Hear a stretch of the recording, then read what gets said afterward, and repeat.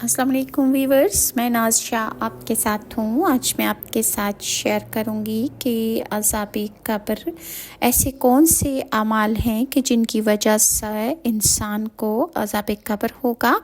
ابن مندہ نے حضرت ابو ہریرہ سے روایت کی ہے کہ رسول اللہ صلی اللہ علیہ وآلہ وسلم نے ارشاد فرمایا کہ مومن کی قبر میں باغ ہوتا ہے اور قبر 70 گز تک اس لیے فراخ کر دی جاتی ہے اور قبر کے اندر 14ویں کے چاند کی طرح روشنی ہوتی ہے۔ پھر رسول اللہ صلی اللہ علیہ وآلہ وسلم نے فرمایا کہ تم کو آیت پارہ نمبر 16 سورہ طٰہٰ کی آیت نمبر 124 معلوم ہے کہ کس کے بارے میں نازل ہوئی تھی۔ صحابہ کرام نے عرض کیا کہ یا رسول اللہ، اللہ اور اس کا رسول جانتا ہے۔ تو رسول اللہ نے ارشاد فرمایا کہ یہ آیت کافر کے عذاب قبر کے بارے میں نازل ہوئی۔ قسم ہے اس ذات کی کہ جس کا ایک قبضہ قدرت میں میری جان ہے، کافر جب قبر میں اس کو ڈالا جاتا ہے تو اس کی قبر میں 99 اشتہے مسلط ہو جاتے ہیں۔ یہ سانپ اس قدر بڑے ہوتے ہیں اور زہریلے بھی، اور جو قیامت تک اس میت کو ڈستے رہیں گے اور اس پر پھنکارتے رہیں گے۔ ابن ابی شیبہ اور شیخین نے حضرت ابن عباس سے روایت کی ہے کہ رسول خدا کا صلی اللہ علیہ وآلہ وسلم کا گزر 2 قبروں کے پاس سے ہوا تو رسول اللہ نے فرمایا کہ یہ دونوں قبروں میں عذاب ہو رہا ہے۔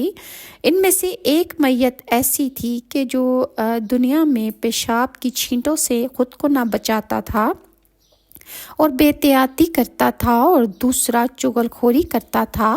اس کے بعد رسول اللہ صلی اللہ علیہ وآلہ وسلم نے ایک تازہ ہری شاخ درخت سے توڑی اور اس شاخ کے 2 ٹکڑے کر کے ہر ایک قبر پر لگا دیے، اور پھر رسول اللہ نے ارشاد فرمایا کہ جب تک یہ ہری شاخیں ہری رہیں گی، خشک نہیں ہوں گی، ان میتوں پر عذاب کی کمی رہے گی، کیونکہ یہ شاخ تسبیح بیان کرتی ہے اللہ تعالیٰ کی، اور اس کی تسبیح کی برکت سے ان قبروں میں عذاب پر کمی واقع رہے گی۔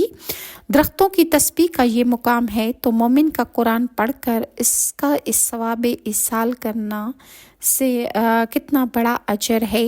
ابن ابی دنیا نے کتاب القبور میں حضرت ابن عمر سے روایت کی ہے۔ حضرت عمر کہتے ہیں کہ میں بدر کے قریب سے گزر رہا تھا کہ اچانک ایک شخص ایک گڑھے سے نکلا، اس کی گردن میں زنجیر تھی۔ اس نے مجھے پکار کر کہا، اے عبداللہ، مجھے پانی پلا دو۔ اس کے پیچھے ایک آدمی کوڑا لے کر نکلا اور کہنے لگا، عبداللہ، اس کو پانی نہ پلانا کیونکہ یہ کافر ہے۔ پھر جو آدمی اس کے پیچھے کوڑا لے کر آیا تھا اسے کوڑے مار کر واپس گھڑے کی طرف لوٹا دیا۔ حضرت عمر کہتے ہیں کہ میں رسول اللہ صلی اللہ علیہ وآلہ وسلم کی خدمت میں حاضر ہوا اور میں نے تمام واقعہ عرض کیا تو رسول اللہ نے فرمایا، کیا تم نے اسے دیکھا تھا؟ وہ شخص اللہ کا دشمن یعنی ابو جہل تھا، اس کو قیامت تک یہ عذاب ہوتا رہے گا۔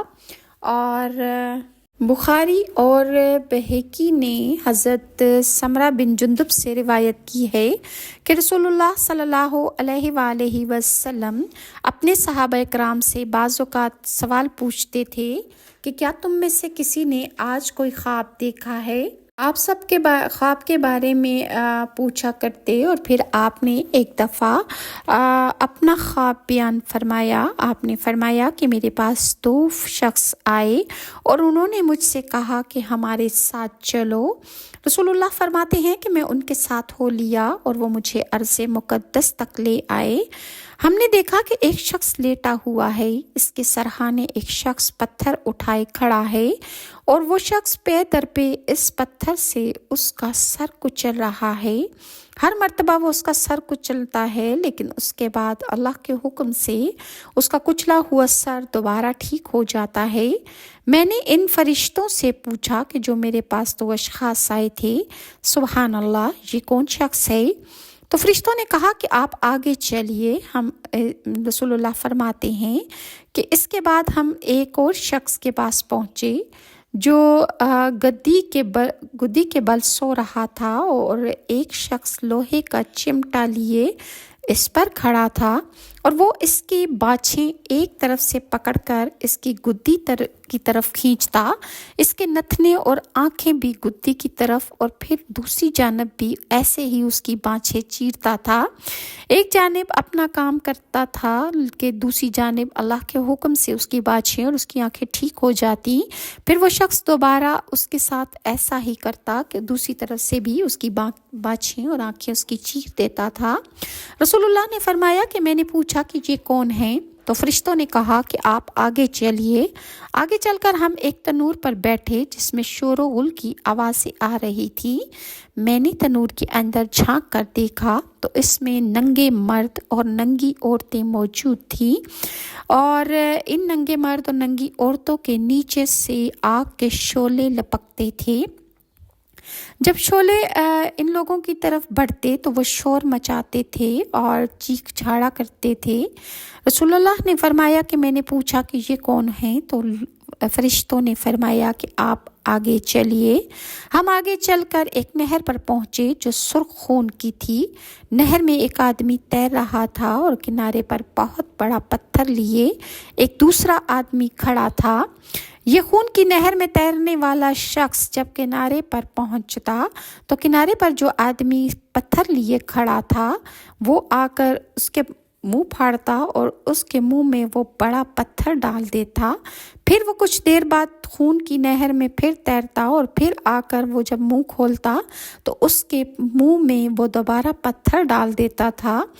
تو یہ سلسلہ اسی طرح جاری تھا اور میں نے ان کو دیکھا۔ تو پھر میں نے فرشتوں سے پوچھا کہ یہ کون ہیں؟ تو فرشتوں نے مجھے کہا کہ آپ آگے چلیے۔ آگے چل کر ہم ایک بدترین شکل والے آدمی کے پاس پہنچے کہ اس کے پاس آگ تھی، وہ اس آگ کے گرد چکر لگا رہا تھا۔ تو میں نے فرشتوں سے پوچھا کہ یہ کون شخص ہے؟ انہوں نے کہا کہ آگے چلیے۔ پھر ہم ایک سرسبز باغ میں پہنچے جس میں بہار کا موسم تھا اور ہر طرف پھول کھلے ہوئے تھے۔ باغ میں ایک شخص اس قدر لمبا تھا کہ اس کا سر آسمان سے لگ رہا تھا۔ اس لمبے شخص کے پاس کچھ بچے تھے جن کو میں نے پہلے کبھی نہ دیکھا تھا۔ انہوں نے پھر کہا کہ آگے چلیے۔ تو ہم ایک عظیم باغ میں پہنچے کہ اس سے بڑا باغ میں نے پہلے کبھی نہ دیکھا اور نہ اس سے زیادہ حسین باغ کبھی میری نگاہ سے گزرا تھا۔ فرشتوں نے کہا کہ اور آگے چلیے۔ تب ہم اس کے ساتھ اندر داخل ہوئے تو ہم ایک ایسے شہر میں پہنچے جو سونے اور چاندی کی اینٹوں سے بنا تھا، اور ہم نے شہر کے دروازے پر پہنچ کر اس کو کھلوایا۔ جب ہم شہر کے اندر داخل ہوئے تو وہاں کے لوگ عجیب تھے۔ ان کا کچھ جسم تو حسین ترین اور کچھ بدترین تھا۔ ان فرشتوں نے ان سے کہا کہ جاؤ اس نہر میں داخل ہو جاؤ، کیونکہ سامنے ایک نہر تھی جس کا پانی سفید تھا۔ وہ اس پانی میں داخل ہو گئے اور جب واپس لوٹے تو ان کی بدصورتی حسن میں تبدیل ہو گئی۔ ان فرشتوں نے کہا کہ یہ جنات عدن ہے اور یہ آپ کا ٹھکانہ ہے۔ اب جو میں نے نظر اٹھا کر دیکھا تو ایک سفید محل بادل کی مانند تھا۔ میں نے ان سے کہا کہ اللہ کے لیے اب مجھ کو چھوڑ دو تاکہ میں اپنے محل میں داخل ہو جاؤں۔ تو انہوں نے کہا آپ داخل تو ہوں گے مگر ابھی نہیں۔ میں نے ان سے کہا کہ جو چیزیں میں نے دیکھی ان کی ذرا مجھے تفصیل بتائیے۔ تو فرشتوں نے کہا کہ پہلا وہ شخص کہ جس نے قرآن پڑھ کر چھوڑ دیا تھا اور فرض نمازوں کے وقت سو جانے کا عادی تھا، اس کے ساتھ یہ برتاؤ قیامت میں ہوگا۔ اور دوسرا وہ شخص جھوٹا تھا اور اس کے ساتھ قیامت تک یہ برتاؤ ہوتا رہے گا۔ اور وہ جو ننگے مرد اور ننگی عورتیں آپ نے تندور میں دیکھی تھیں وہ زانی مرد اور زانیہ عورتیں تھیں، اور نہر کے خون کی نہر میں جو تیر رہا تھا اور اس کے منہ میں پتھر ڈالا جاتا تھا وہ سود خور تھا، اور آگ کے پاس گھومنے والا شخص مالک دروغہ جہنم ہے، یعنی جہنم کا مالک فرشتہ ہے۔ باغ میں کھڑا ہونے والا دراز قد شخص جو آپ کو دکھائی دیا کہ جس کا سر آسمان سے لگ رہا تھا وہ حضرت ابراہیم علیہ السلام ہیں، اور ان کے پاس کھڑے بچے وہ ہیں جو فطرت پر مر گئے इस पर सहाबा इकराम ने अर्ज़ किया कि या रसूलुल्लाह सल्लल्लाहु अलैहि वसल्लम, हज़रत इब्राहीम के इर्द गिर्द जो बच्चे घूम रहे थे, क्या इनमें मुशरिकीन के बच्चे भी शामिल हैं? तो रसूलुल्लाह ने फरमाया, हाँ, जो लोग आधे खूबसूरत आधे बदसूरत थे, वो अच्छे और बुरे दोनों काम करने वाले लोग थे। अल्लाह ताला ने इनको दरगुजर फरमाया और मैं जिब्राइल हूँ और मेरे साथ मिकाइल हैं। उलमाए कराम फरमाते हैं कि ये ख्वाब अज़ाब बरज़ख में नस है, क्योंकि अम्बिया का ख्वाब वही होता है। हज़रत इब्ने अब्बास से रिवायत है कि कुछ लोग उनके पास बैठे थे और उन्होंने बताया कि हम हज को गए, हमारे साथ एक साथी था। जब हम ज़ातुस सिफ़ाह के मुकाम पर पहुँचे तो उस साथी का इंतकाल हो गया। हमने उस साथी के कफन दफन का इंतज़ाम किया। जब कब्र खोदी तो सांपों से भरी हुई थी, तो हमने वो कब्र छोड़कर दूसरी कब्र खोदी। तो जब उसकी दूसरी कब्र खोदी तो वो भी सांपों से भरी हुई थी। तो अब हम आपकी खिदमत में हाजिर हुए, यानी हज़रत इब्ने अब्बास की खिदमत में हाजिर हुए और उनसे पूछा कि अब क्या करना चाहिए। तो हज़रत इब्ने अब्बास ने फरमाया कि ये सब कुछ इस शख्स के कीना की वजह से है। ये शख्स अपने दिल में दुश्मनी रखता था और कीना की वजह और बुग़्ज़ की वजह से इसकी कब्र में जो भी खोदी जाती है सांप निकल आते हैं। बहकी के अल्फाज ये हैं कि ये इसके अमाल की सज़ा है। इन दोनों में से एक में दफन कर दिया गया, जहाँ भी कब्र खोद लो वही हाल होगा। और इसकी औरत से जब इसके अमाल के बारे में पूछा गया तो उसकी बीवी ने बताया कि ये शख्स खाना बेचता था और उस खाना जो बेचता था उसमें से कुछ अपने घर के लिए निकाल देता था और जब खाना कम हो जाता तो उस कमी को पूरा करने के लिए वो मिलावट किया करता था, जिसकी वजह से उसकी जो भी कब्र खोदी जाती वो सांपों से भरी होती थी। अहमद और हाकिम ने हज़रत आयशा से रिवायत की है कि मैं अपने हुजरे में कपड़ा उतार कर दाखिल हो जाती, क्योंकि जब तक रसूलुल्लाह सल्लल्लाहु अलैहि वसल्लम और उनके बाद हज़रत बकर सिद्दीक़ मेरे हुजरे में दफन रहे, मैं पर्दा ना किया करती थी, क्योंकि एक तो मेरे शौहर थे और दूसरे मेरे बाप हैं। हज़रत उमर को जब हुजरे में दफन किया गया तो मैं बड़े एहतियात के साथ कपड़ा ओढ़ कर यानी चादर करके हुजरे में दाखिल होती और हज़रत उमर से शर्म हया की बिना पर मैं पर्दा करती थी। तिबरानी ने औस्त में हज़रत इब्ने उमर से रिवायत की है कि रसूलुल्लाह सल्लल्लाहु अलैहि वसल्लम ओहद से वापसी पर हज़रत मुसअब बिन उमैर और उनके साथियों की कब्रों पर ठहरे और आपने फरमाया कि मैं गवाही देता हूँ कि तुम अल्लाह के नज़दीक ज़िंदा हो, तो ए लोगो, इनसे मुलाकात करो तो इन्हें सलाम करो, क्योंकि ये क़यामत तक जवाब देने वाले हैं। उलमा कराम फरमाते हैं कि हज़रत मूसा अलैहिस्सलाम का कब्र में नमाज पढ़ना कि शब मेराज हज़ूर सल्लल्लाहु अलैहि वसल्लम ने देखा कि हज़रत मूसा कब्र में खड़े होकर नमाज पढ़ रहे हैं। ये इस अमर पर दलील है कि नमाज का पढ़ना एक ज़िंदा जिस्म की सिफ़त है। और इब्ने अस्साकिर ने अपनी सनद से अबू अयूब खुज़ाई से रिवायत की है कि हज़रत उमर बिन ख़त्ताब के ज़माने में एक नौजवान इबादत गुजार था जो हर वक्त मस्जिद में मसरूफ़ इबादत रहता और हज़रत उमर को वो शख्स बहुत पसंद था। इस नौजवान का एक बूढ़ा बाप था। रात को वो इसके पास चला जाता और उसकी खिदमत करता।